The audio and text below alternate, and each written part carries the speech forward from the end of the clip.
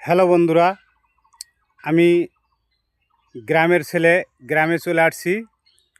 এই যে আপনাদের সামনে আজকে আমাদের গ্রামের যে ঐতিহ্য, যে গাছগাছালি এবং বিভিন্ন প্রকারের যে সিনারিটা, সেই হচ্ছে গ্রামে আমরা কিন্তু আমাদের এই বাড়ির গাছ গাছগাছালি এবং অনেকে কেটে ফেলে।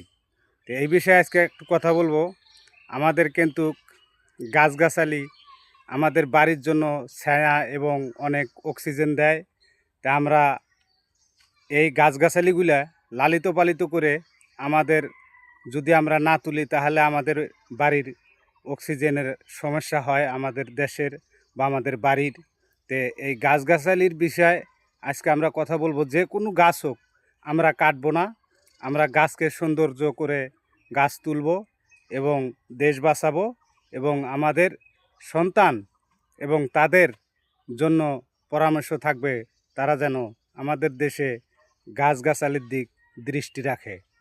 তো যাই হোক, এই যে দেখতেছেন বিভিন্ন গাছগাছালি, এই যে একটা ফসল, এটা আমাদের রংপুরে আমরা গ্রামের ভাষায় ভুট্টা বলি এবং জানি না অঞ্চলে অন্য অন্য অঞ্চলে তারা এটাকে কি বলে।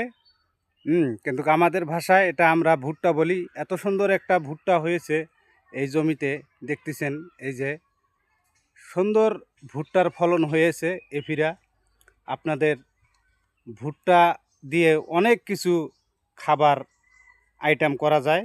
আল্লাহ হাফেজ।